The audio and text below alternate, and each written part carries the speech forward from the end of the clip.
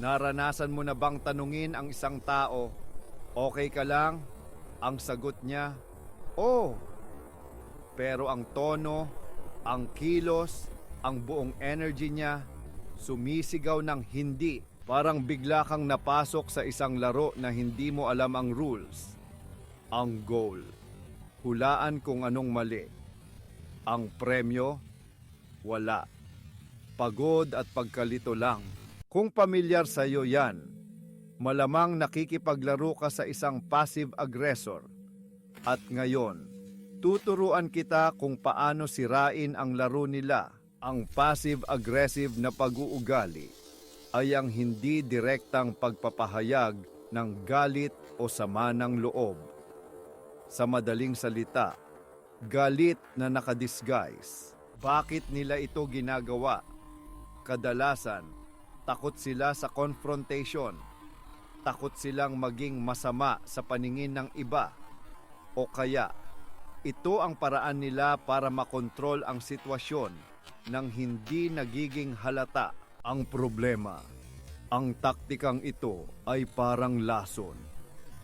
Dahan-dahan nitong sinisira ang tiwala at ang pundasyon ng anumang relasyon. Nakakapagod, nakakalito, at unfair para sa iyo. Para matigil ito, kailangan muna nating kilalanin ang mga laro na kanilang nilalaro.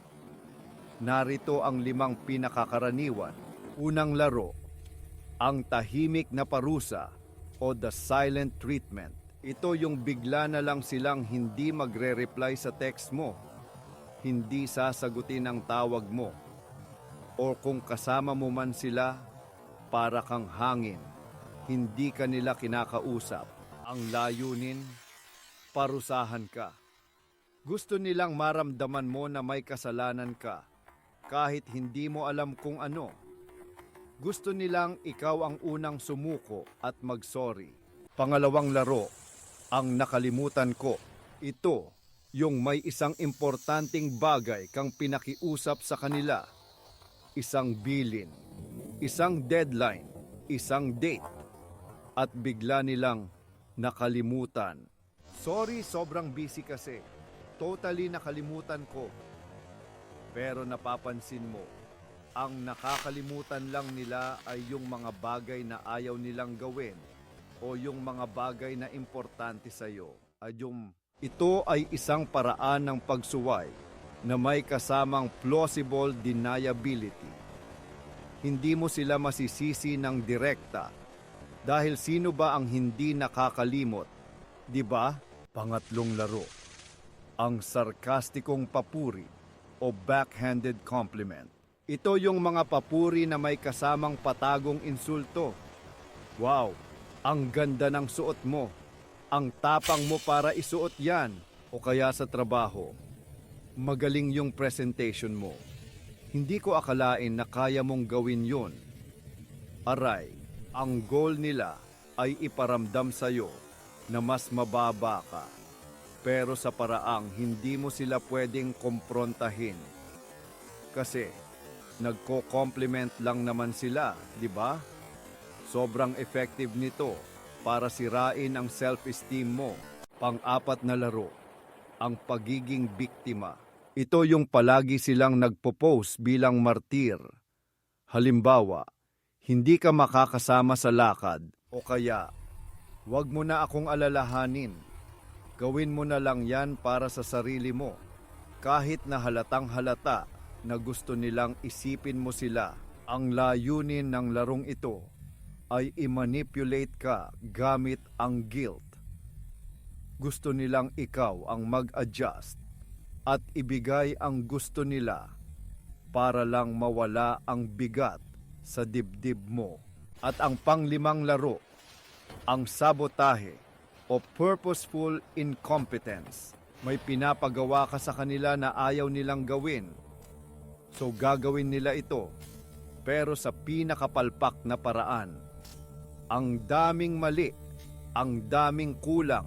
Sa huli, mapipilitan kang ikaw na lang ang gumawa o ulitin ang lahat. At yun mismo ang gusto nila. Sinubukan ko naman, pero ang hirap talaga. Mas magaling ka dyan. Ang goal nila ay makatakas sa responsibilidad sa susunod. Kasi iisipin mo, wag na lang ipagawa sa kanya, masasayang lang ang oras ko, nanalo na naman sila. Okay, ngayong kilala na natin ang mga laro. Paano natin sila sisirain? Ito ang game plan.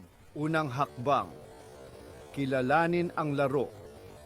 The moment na nare-realize mo na, ito yung silent treatment, o nako, backhanded compliment to, nababago na ang lahat, huwag mong personalin.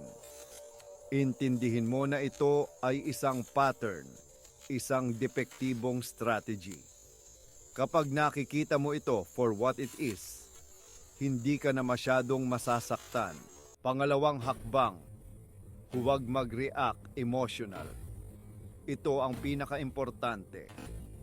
Ang gasolina ng passive aggressor ay ang iyong emotional na reaksyon. Gusto nilang magalit ka, ma-frustrate, o ma-guilty. Kapag hindi mo ibinigay yan, nawawalan sila ng kapangyarihan. Huminga ng malalim. Manatiling kalmado. Pangatlong hakbang, maging direkta at malinaw. Pero may tamang paraan para gawin ito. Address the behavior, not the person. Huwag mong sabihing, bakit ang passive-aggressive mo? Lalong magagalit yan. Sa halip, gumamit ng I statements at i-describe ang nakikita mo. Halimbawa, para sa silent treatment. Napansin ko na hindi ka nagre-reply sa mga text ko nitong mga nakaraang araw. May problema ba na kailangan nating pag-usapan? Para sa backhanded compliment. Hindi ko alam kung paano ko dapat i-interpret yon. Pwede mo bang iklaro kung ano ang ibig mong sabihin para sa nakalimutan na gawain? Okay, naiintindihan ko. Paano natin masisiguro na hindi ito mangyayari ulit sa susunod? Pinipilit mo silang maging responsable sa kanilang mga salita at gawa, pero sa isang non-confrontational na paraan. Tinatanggal mo ang gray area kung saan sila nagtatago. Pang-apat na hakbang, magtakda ng boundaries. Sabihin mo kung ano ang kailangan mo sa isang relasyon. Para sa akin, importante ang direct communication. Kung may problema ka sa akin, mas gusto kong sabihin mo ng diretso para maayos natin. Hindi mo sila kinokontrol. Sinasabi mo lang kung ano ang mga tuntunin sa pakikipag-ugnayan sa iyo. Kung hindi nila kayang irespeto yon, desisyon na nila yon. At panglima, at kung minsan ay pinakamahirap, alamin kung kailan aalis. Hindi mo mababago ang isang tao na ayaw magbago. Kung paulit-ulit na lang ang pattern, kahit ginawa mo na ang lahat ng hakbang, baka oras na para limitahan ang interaksyon mo sa kanila. Ang iyong mental peace ay mas mahalaga kaysa sa pag-please sa isang taong hindi kayang makipag-usap ng maayos. Tandaan, hindi mo responsibilidad na i-decode ang mga hidden messages ng ibang tao. Ang responsibilidad mo ay kung paano ka tutugon. Ang pag-alis sa kanilang laro ay hindi pagkatalo. Ito ang pinakamatalinong pagsuko. Panalo ka dahil pinili mo ang kapayapaan. Pinili mo ang malusog na komunikasyon. At sa huli, yun ang tanging laro na sulit laruin